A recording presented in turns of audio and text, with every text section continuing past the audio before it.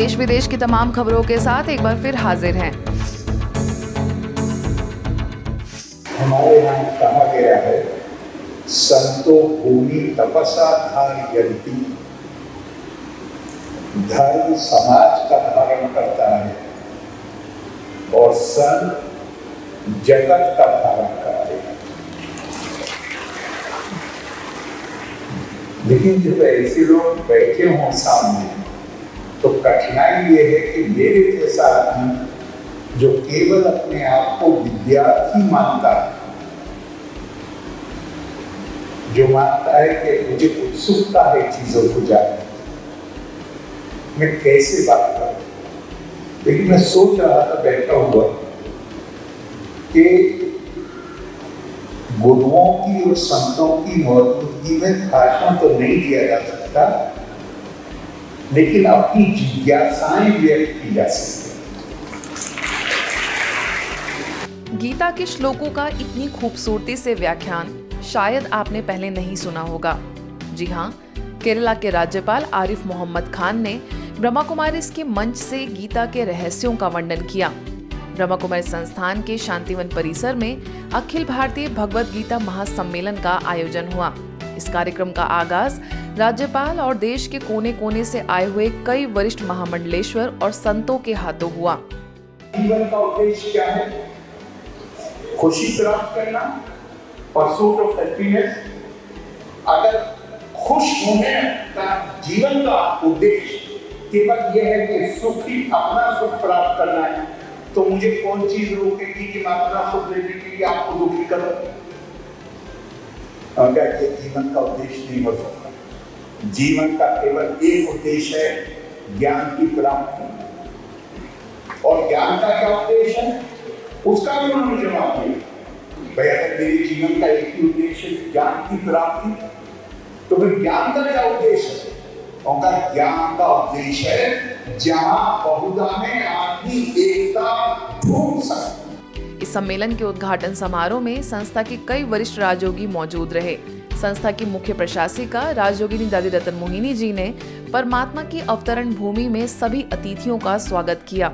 इस मौके पर संस्था के अतिरिक्त महासचिव बीके बृजमोहन, जो गीता ज्ञान से धनी हैं, ओआरसी की निदेशिका बीके आशा, संस्था के धार्मिक प्रभाग की अध्यक्षा बीके मनोरमा, गीता विशेषज्ञ बीके उषा समेत कई गणमान्य लोग मौजूद रहे। हम सब जानते हैं आज ये एक प्रकार के युग लेके जा रहे हैं, उसका अर्थ होता है किसी न किसी प्रकार की व्याधि को दूर करना। जैसे हम जानते हैं बरसात ना हो, कोई लिखते हैं ज्यादा हो गया तो, लेकिन उसी प्रकार के लेके इस प्रकार की जरूरत है। भगवान कहते हैं ब्राह्मण के द्वारा ऐसा लेके करता हूँ जिससे सब प्रकार की व्याधियां समाप्त हो जाती हैं और उसके बाद किसी व्यक्ति को रखने की आवश्यकता नहीं है। उद्घाटन समारोह के बाद संतों का सम्मान किया गया। इस मौके पर गीता ज्ञान को समझाने के लिए एक प्रदर्शनी का भी आयोजन किया गया है, जहां राज्यपाल समेत कई संतों ने परिसर का अवलोकन भी किया। अखिल भारतीय भगवत गीता महासम्मेलन का पहला खुला सत्र। आप सभी जानते हैं कि ब्रह्मा कुमारी संस्थान के शांतिवन परिसर में आयोजित अखिल भारतीय भगवत गीता महासम्मेलन का शुभारंभ केरल के राज्यपाल आरिफ मोहम्मद खान ने किया। उसी कड़ी में गीता ज्ञान कलयुग के अंत में सुनाया गया इस विषय के तहत पहला खुला सत्र कॉन्फ्रेंस हॉल में आयोजित हुआ। संस्था की अतिरिक्त मुख्य प्रशासिका राजयोगिनी बीके मोहिनी ने न्यूयॉर्क से सम्मेलन की सफलता के लिए शुभकामनाएं दी। तो वहीं गीता विदुषी एवं वरिष्ठ राजयोग शिक्षिका बीके उषा ने कहा कि वर्तमान समय गीता वृत्तांत की पुनरावृत्ति हूबहू 5000 वर्ष की तरह हो रही है। आज हर व्यक्ति, आप सभी हर एक मन में ये निश्चय करें कि मेरा सोच, मेरा बोल और मेरा कर्म हर प्रकार से अहिंसक होगा। उसमें न क्रोध का, न अभिमान का, किसी भी प्रकार का अंश मात्र न हो। ऐसी जीवन हम श्रेष्ठ बनाएं, यही गीता का संदेश है। 7वें अध्याय में जब कहा, मैं अति साधारण रूप में आता हूं, जिस कारण मूढ़मती मनुष्य मुझे पहचान नहीं सकते हैं, कोटों में कोई मेरे यथार्थ स्वरूप को जानकर, पहचान कर मेरी शरण को ग्रहण करता है। 5000 वर्ष पूर्व जब उसने ये बात कही थी तो उस समय भी यही दृश्य था समाज का, और 5000 साल बाद आज पुनः वही स्थिति हो गई है। इसी कड़ी में आगे संस्था के संयुक्त मुख्य प्रशासिका बीके शशि ने अपनी शुभकामनाएं और शुभभावनाएं दी, तो वहीं गीता विदुषी बीके वीणा ने क्या गीता के भगवान का अवतरण युगे युगे होता है, इस विषय पर अपने विचार रखे। वहीं वरिष्ठ राजयोगी बीके सूरज ने पुनः भगवान के अवतरण की आवश्यकता क्या है, इस पर अपना वक्तव्य दिया। जिस समय धर्म की ग्लानि के समय भगवान इस धरती पर अवतरित हुए थे, उसी युग में भगवान कहते जब जब धर्म की ग्लानि होगी उसी युग में पुनः मैं आऊंगा। अपने जीवन को गीता ज्ञान का ऐसा स्वरूप बनाओ कि ज्ञान फिर से संसार में चमक उठे और ये भारत देवभूमि बन जाए, विश्व गुरु बन जाए, बनेगा। यहीं से सत्य ज्ञान और शांति का प्रकाश संसार में फैलेगा। आयोजन में बीके युगरतन और वरिष्ठ राजयोग शिक्षिका बीके अस्मिता द्वारा मधुर गीतों की प्रस्तुतियां दी गई, तो वहीं इस सत्र का संचालन बीके श्रीनिधि ने किया। चेन्नई में हुए वैकुंठ पीस गार्डन के भूमि पूजन समारोह में पहुंचे राज्य मंत्री।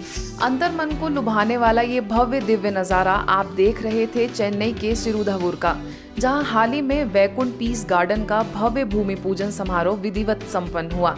भविष्य में बनने वाला यह गार्डन जनमानस में आध्यात्मिकता की लहर फैलाने के निमित्त एक लाइट हाउस का कार्य करेगा। भूमि पूजन समारोह में राज्य मंत्री T S. Ambarasan, MLA Balaji, district forest officer समेत अन्य गणमान्य लोगों ने शिरकत कर कार्यक्रम की शोभा बढ़ाई। अवसर पर मुख्य वक्ता के तौर पर मुख्यालय माउंट आबू से संस्था के कार्यकारी सचिव बीके मृत्युंजय, वरिष्ठ राजयोग शिक्षिका बीके शीलू, अदयार सेवा केंद्र प्रभारी बीके मुथुमणि, तमिलनाडु जोन के सर्विस कोऑर्डिनेटर बीके बीना समेत अन्य कई बीके सदस्य उपस्थित रहे। ऐसी गार्डन इस दुनिया में भारत को स्वर्ग बनाएंगे, विश्व को, अंधकार को, अपवित्रता को, अशांति को, भय को और मतभेद को, इन सभी भेदों को मिटा करके एक स्वर्ग भूमि, देवभूमि और परिष्ठा भूमि बनाने का गार्डन बन रहा है। So we as messengers of peace, we have to spread peace in this way by connecting everyone's mind and intellect to Shiv Baba. इस आयोजन में शिव ध्वज फैलाने के साथ ही गुलजार गार्डन और बाबा की कुटिया का भी रिबन काटकर उद्घाटन हुआ। कार्यक्रम में कला प्रदर्शनी ग्रुप द्वारा सांस्कृतिक प्रस्तुतियां दी गई, साथ ही सभी वरिष्ठ सदस्यों का सम्मान भी हुआ। जीवन में सबसे जरूरी है कि अपने मन को ठीक रखें। जब हम अपने मन को सदा ठीक रखेंगे तो क्वालिटी ऑफ लाइफ बढ़ जाएगी। ये उद्गार अंतर्राष्ट्रीय मोटिवेशनल स्पीकर बीके शिवानी ने देश भर से आए 500 से अधिक डॉक्टर्स को संबोधित करते हुए व्यक्त किए। ब्रह्मा कुमारीज के मनमोहिनी वन परिसर में मेडिकल विंग द्वारा 46वीं नेशनल कॉन्फ्रेंस जारी है, जिसमें self care and self compassion theme पर बीके शिवानी ने डॉक्टर्स से आह्वान किया कि जीवन में सब कुछ चला जाए लेकिन खुशी ना जाए। तो परमात्मा कहते हैं जब मर भी रहे होगे तो खुशी से मरना। ये अब हमारे अंदर इनग्रेन्ड है, फिटेड है कि जिस क्षण शरीर भी छोड़ रहे होगे खुशी से छोड़ना, मतलब सब कुछ जाए खुशी न जाए। आज के बुलेटिन में बस इतना ही। देश विदेश के अन्य खबरों के लिए देखते रहिए मधुबन न्यूज।